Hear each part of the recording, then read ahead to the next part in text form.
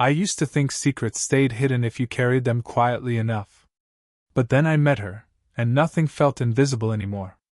The first time I saw her, I wasn't even supposed to notice. I was at the back of the small bookstore where I worked part-time, wrestling with a stack of stubborn cardboard boxes that smelled of dust and ink. She was just another customer, or that's what I told myself. But the way she stood, spine straight, one hand resting on the edge of a shelf as if holding her own balance, made me pause longer than I should have. She was older, maybe mid-40s, but not in the way people use that word like it's an ending. She carried herself like someone who had already lived through storms and learned not to flinch at thunder.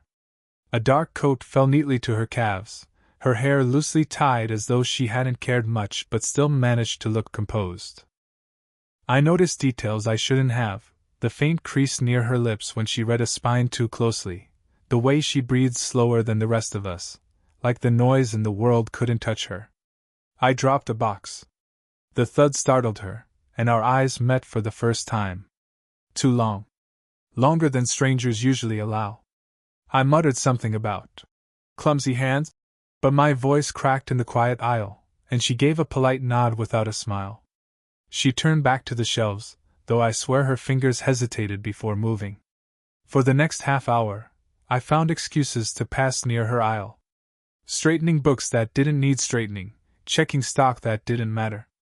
She didn't talk much, just a single question about whether we carried a certain edition of a poetry collection. Her voice was lower than I expected, calm but with edges, like she weighed every word before letting it out. I answered too quickly, almost tripping over my own eagerness. Yes, it should be top shelf, second row. She reached for it, but the book sat just out of her height. Before I could think, I stepped forward, brushing past her shoulder to take it down. My sleeve caught the faintest touch of her coat. A second too close. She didn't move away. Thank you, she said simply, meeting my eyes again. This time, there was no polite nod. Just a pause, like she was considering something unspoken.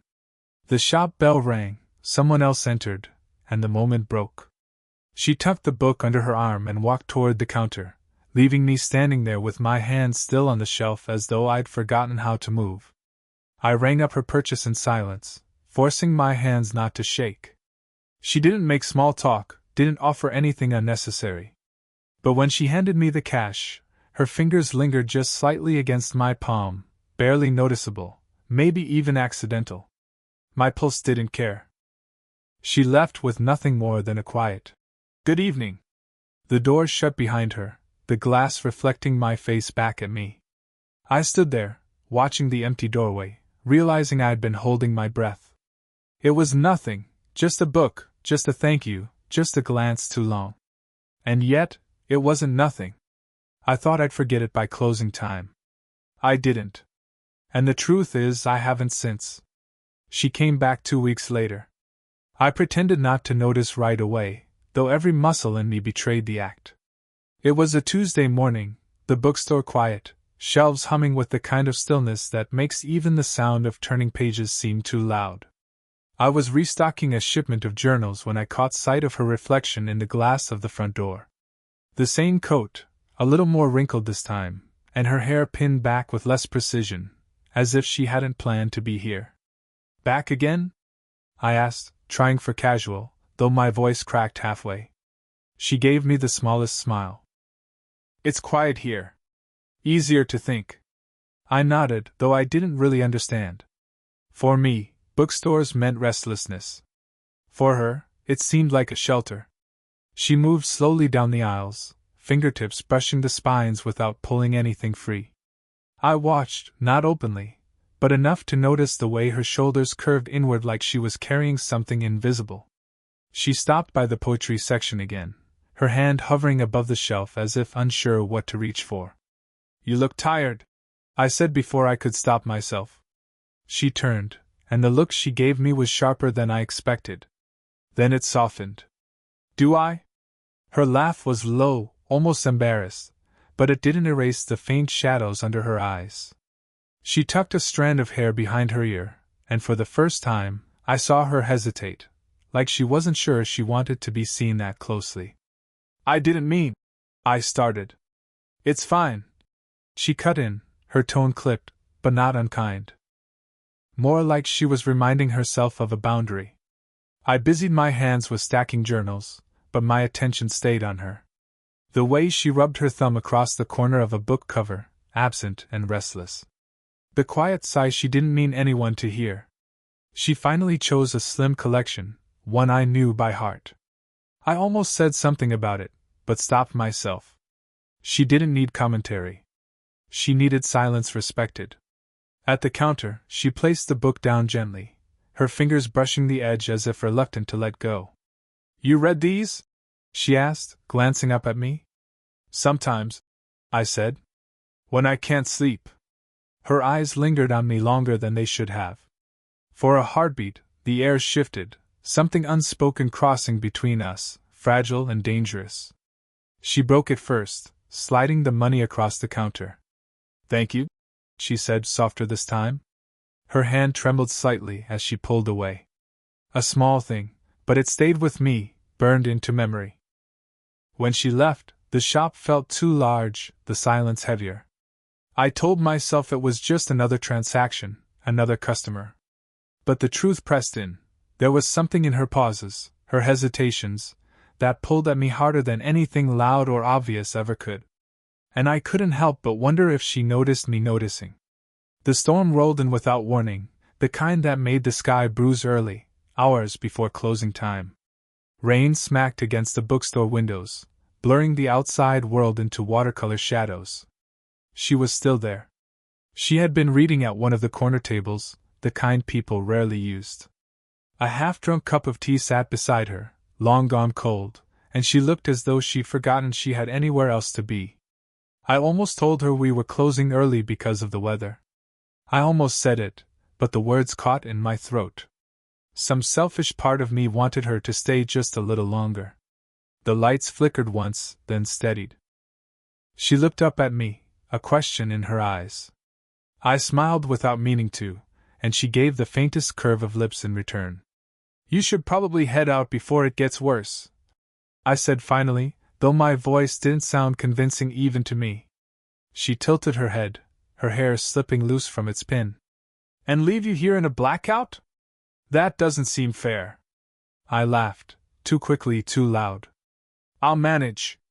But she stayed seated, folding her arms across her chest, as if her body had already decided for her. Minutes stretched.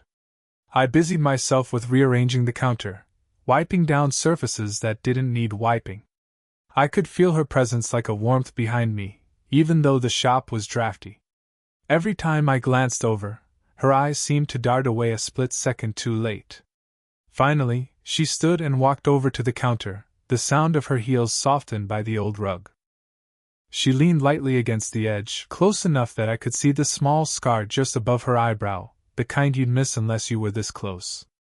"You're quieter than usual tonight," she said. "I didn't think you noticed." "I notice more than you think." The words hung there, heavier than they should have been. I swallowed hard, my fingers tightening around the rag in my hand. My mind leapt to reckless places, to saying something I shouldn't, to leaning forward just enough to cross the line we both pretended not to see. Then her phone buzzed. She pulled it from her coat pocket with a quickness that felt defensive. The screen lit her face, softening and hardening all at once. I saw the name, just a flash, but enough. "Michael." She silenced the call without answering, slipping the phone face down on the counter. Her hands trembled slightly as she smoothed the sleeve of her coat. "You should lock up soon," she murmured, her voice steady again, but her eyes refusing to meet mine. I nodded, throat tight. "Yeah. You're right." She reached for the tea she'd left on the table, realized it was cold, and abandoned it again. Then, as she moved toward the door, she paused. For a breath, she looked back, longer than polite, softer than casual. Her hand hovered on the doorknob. I almost said something. I almost stepped forward. But I didn't. And maybe that restraint was its own kind of confession. It was another late evening. The storm had passed days ago, but the bookstore still smelled faintly of damp wood, as if the rain had soaked into its bones. She was the last customer again, lingering with a book she hadn't bought, her hand resting on the cover as though it anchored her. I should have gone about closing duties, but instead, I found myself standing near her table, stacking stray magazines that didn't need stacking. She didn't look up. The silence between us stretched so long it began to feel like language of its own. Finally, she broke it. "This isn't normal," she said quietly. My breath caught. She wasn't looking at me, but at the page in front of her, eyes fixed, unblinking, as though she didn't trust herself to meet mine. "What do you mean?" I asked, though I already knew.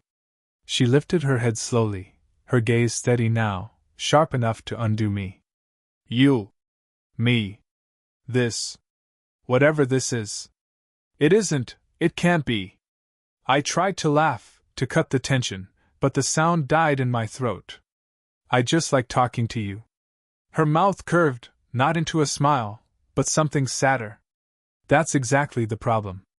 The air thickened, every second pressing harder than the last. I gripped the back of the chair in front of me, my knuckles pale. She leaned back, exhaling like the words had cost her more than she could admit. "You're young," she continued, softer now. "Too young to understand what happens when people like me make mistakes." Her voice wavered just slightly at the end, the closest thing to vulnerability I'd seen from her. "I'm not," I started, then stopped. I wasn't sure what I was trying to defend. My age? My intentions? Or the fact that I couldn't seem to stay away, no matter how much sense her words made. We looked at each other then. Really looked. No polite nods, no quick glances.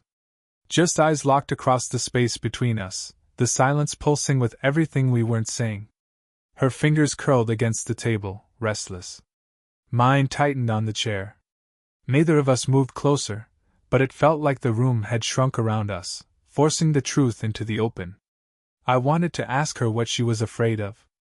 I wanted to tell her that I was afraid too. Instead, I heard myself whisper the question that had been sitting in my chest for weeks. "What are we doing?" She closed her eyes for a long second, her jaw tightening as though she'd been waiting for me to ask. When she opened them again, they glistened in the dim light, raw and unguarded. Her answer was barely more than breath, but it cut through the quiet like glass. "We're standing too close to something we'll never survive." The bookstore was nearly empty that evening, only the low hum of the air conditioner, and the occasional shuffle of pages breaking the silence. She sat by the window again, the fading light cutting her features into soft shadows. I was shelving new arrivals when I heard the faint buzz of her phone on the table. She reached for it, then froze. The call went unanswered, screen dimming before she slid it face down, her hand lingering on it a little too long. "You don't have to stay here so late," I said, trying to sound casual, though the weight in her shoulders made me uneasy. She didn't answer right away. When she finally looked at me, her voice was quiet but steady. "You remind me of someone." The words struck harder than I expected. "Someone you knew?" I asked. Her lips pressed together, as though debating whether to continue. Then, almost reluctantly, she nodded. "Someone I lost. Years ago." I didn't push, though every part of me wanted details. The silence between us carried more weight than any explanation could. She toyed with the edge of her sleeve, eyes drifting to the window where dusk was folding into night. "I shouldn't even say this," she added, her voice breaking slightly around the edges. "It isn't fair to you." "Why not?" I asked, softer than I intended. "Because you're not him. And I keep seeing echoes where they don't belong." The ache in her voice pulled at something inside me I couldn't name. My instinct was to step closer, to bridge the distance, but I stayed rooted. It wasn't comfort she wanted, it was honesty. I didn't know what to say, so I did the only thing I could. I sat across from her. The table between us was narrow, but it felt like an ocean. She met my gaze then, eyes tired but unflinching. "He was younger too. Brave, stupid kind. He thought I could be more than I was ready to be." A pause. And I wasn't. I let him go. I thought it was the right thing. Her hands trembled, just slightly, as she folded them together. Do you regret it? I asked before I could stop myself. She inhaled sharply, the sound more vulnerable than any confession.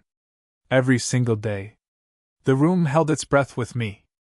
I wanted to reach across the table, wanted to tell her she wasn't alone in that regret. Instead, I let the silence linger, because anything else might have broken her. Her eyes flicked down, then back up, wet, unguarded, searching. And in that moment, I realized she wasn't just talking about the past. She was warning me about the future. The night was too quiet for either of us to pretend anymore. The bookstore lights glowed dim, half the lamps already switched off, leaving only the amber pool at our table. She hadn't moved since her confession. Neither had I. For once, I didn't try to fill the silence. I let it stretch, let it breathe. She stared at the book she hadn't opened, her thumb resting along the spine as if afraid it might slip from her hands. Finally, she whispered, "You should hate me for this." I shook my head. For what? For being human? Her laugh was brittle, gone as soon as it surfaced. You don't understand. I can't. I shouldn't. She trailed off, and I leaned forward just slightly, elbows on the table. Then don't explain. Just stay. Right here. That's enough. Her eyes flicked to mine, sharp at first, then softening. The tired lines around them seemed deeper tonight, but they only made her look more real, more unshakably present. We didn't move closer, not at first. We just sat there, breathing the same air, letting the weight of weeks, months maybe, settle between us. My heart beat fast, but I forced myself still. She had to choose the silence with me. And she did. Her hand shifted, barely perceptible, sliding across the worn wood of the table until her fingers brushed mine. Not a grasp, not a declaration, just skin to skin, light enough that either of us could have pulled away. Neither of us did. The simplicity of it undid me more than any kiss could have. She closed her eyes for a moment, and when she opened them again, they glistened but didn't waver. I can't promise you anything. I'm not asking for anything, I said. Just this. Her lips parted like she wanted to argue, but no words came. Instead, she turned her hand over, palm up, an invitation so quiet it nearly broke me. I slid my hand into hers, careful, reverent. We stayed like that, two hands, one silence. The clock above the counter ticked louder than it ever had, but neither of us moved to break the spell. The storm outside had long cleared, yet inside, it felt as though we were still waiting out the weather together. She leaned forward just enough that her forehead almost touched mine, stopping at the edge of intimacy. The space between us felt charged, sacred. Her whisper was the final thread. Don't ask me to survive this. I tightened my hand around hers, not a promise, not a denial, just the truth of being here. And for once, silence said everything. Looking back now, I realize it wasn't a single moment that changed everything. It was all the silences strung together. The pauses, the hesitations, the things left unsaid that somehow spoke louder than the things we dared to put into words. I thought I was chasing her at first, drawn to her mystery, to the way she seemed unshaken by the noise of the world. But over time, I understood, I wasn't chasing. I was being taught to slow down, to notice. To sit inside the quiet without needing to fill it. She didn't rescue me, and I didn't rescue her. That's not how it happened. What we gave each other was something smaller and harder to describe: permission. Permission to be seen as flawed, to carry regret without hiding it, to want without apologizing. She told me once that love isn't always about survival, that sometimes, it's about standing too close to the fire, knowing you'll carry the heat with you forever. I didn't understand then. I do now. I think she changed too, though she never admitted out loud. The guardedness didn't vanish, but it softened around the edges. I caught her laughing more freely, staying a little longer than she intended, letting her hand linger just a second more than necessary. Little rebellions against the fear she'd lived with for so long. People asked me if it was worth it. The waiting, the restraint, the ache that came with every almost confession. And the truth is, yes. It was worth it because it was real. Because it reminded me that love isn't always loud or obvious. Sometimes it's the quietest thing in the room, the look across a table, the brush of a hand, the silence that feels like home. And maybe that's enough. So if you're listening now, wondering what this story was meant to say, it's this: love doesn't always arrive the way you expect it. Sometimes it's messy, inconvenient, even a little impossible. But if it teaches you something about who you are, if it makes you see yourself, or someone else, more clearly, then maybe it's already done its job. Because love isn't always about a happy ending. Sometimes it's about a true one. If this story made you feel something, let me know in the comments. Would you want more stories like this?